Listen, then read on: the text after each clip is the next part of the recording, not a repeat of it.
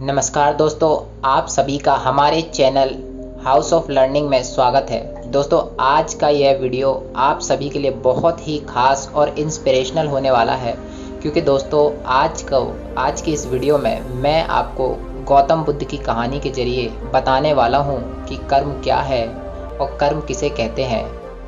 दोस्तों, एक बार महात्मा बुद्ध के शिष्य ने उनसे पूछा कि कृपया हमें यह बताएं कि कर्म क्या है और कर्म किसे कहते हैं।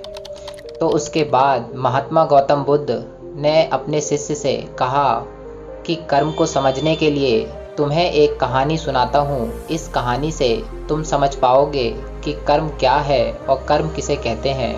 और दोस्तों, मैं आज आप सभी को वही कहानी बताने वाला हूँ जो बहुत साल पहले महात्मा गौतम बुद्ध ने अपने शिष्य को कर्म क्या है यह समझाने के लिए सुनाई थी। दोस्तों, अगर आपको यह कहानी पसंद आए तो अपने दोस्तों के साथ इसे शेयर करना मत भूलिए। तो बिना देरी किए चलिए कहानी की शुरुआत करते हैं। दोस्तों, बुलंद शहर का एक राजा था जो अपने मंत्री के साथ घोड़े पर बैठकर अपने राज्य का भ्रमण कर रहा था।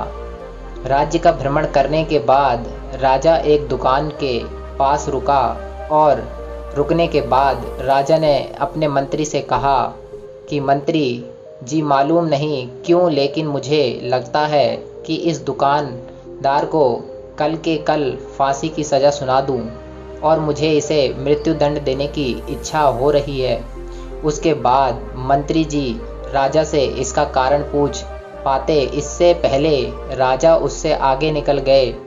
मंत्री ने इसका कारण पता करने के लिए अगली सुबह भेष बदलकर अपना आम जनता का रूप धारण करके उस दुकानदार के पास पहुंचा।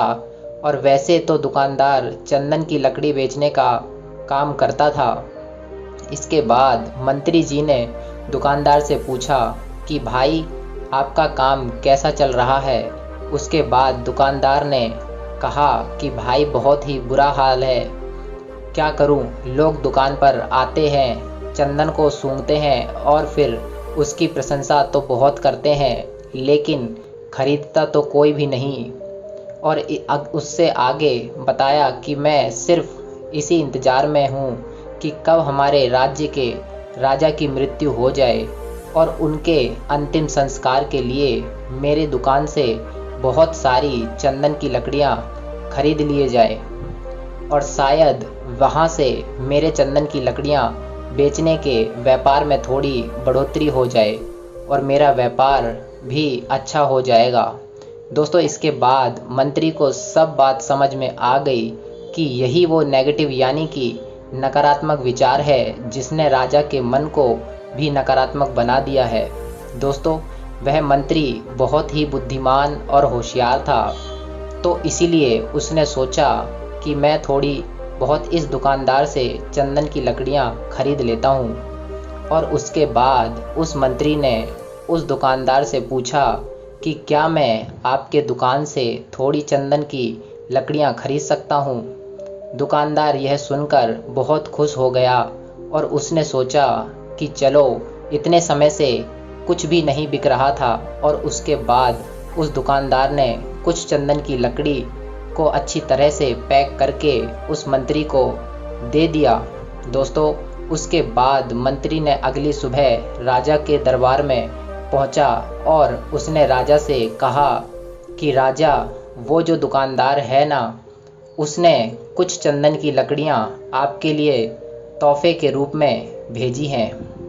यह बात सुनकर राजा बहुत खुश हुआ और मन ही मन सोचने लगा कि मैं बेकार ही उस दुकानदार के बारे में गलत सोच रहा था। और उसने उस चंदन की लकड़ियों को हाथ में ले लिया और उसने उन चंदन की लकड़ियों को बहुत ही अच्छी तरह से सूंघ लिया और उसमें से बहुत ही अच्छी सुगंध आ रही थी। दोस्तों, राजा इससे बहुत ही ज़्यादा खुश हुआ और उसके बाद राजा ने अपने मंत्री के हाथों उस दुकानदार के लिए कुछ सोने के सिक्के भेज दिए। उसी समय आम जनता का रूप धारण करके मंत्री जी अगली सुबह उस दुकानदार के पास चला गया और उसने वह सोने के सिक्के उस दुकानदार को दे दिए। दोस्तों उसके बाद दुकानदार बहुत खुश हुआ और मन ही मन उसने सोचा कि मैं बेवजह अपने राज्य के राजा के बारे में गलत सोच रहा था। राजा तो बहुत ही ज़्यादा दयालु है।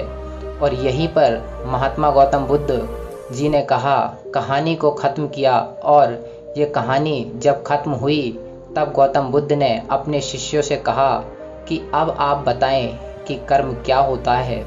तब गौतम बुद्ध जी के सभी शिष्यों ने जवाब देते हुए कहा कि शब्द ही हमारे कर्म होते हैं और हम जो भी काम करते हैं वही हमारे कर्म होते हैं और जो हमारी भावनाएं होती हैं वही हमारे कर्म होते हैं। महात्मा गौतम बुद्ध जी के सभी शिष्यों के जवाबों को सुनने के बाद महात्मा गौतम बुद्ध ने कहा कि आपके विचार ही आपके कर्म हैं। अगर आपने अपने खुद के विचारों पर नियंत्रण पाना सीख लिया तब आप एक महान इंसान बन जाते हैं। जब आप अच्छा सोचते हैं तब आपके साथ अच्छा ही होता है और वो होता ही रहेगा। दोस्तों इसीलिए मैं भी कहना चाहूँगा कि अगर आप अच्छा सोचोगे तो दूसरे लोग भी आपके बारे में अच्छे सोचना शुरू कर देंगे।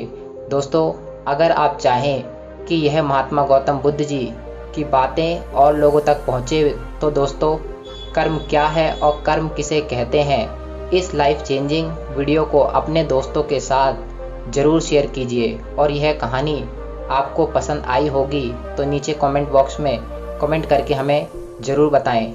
धन्यवाद दोस्तों।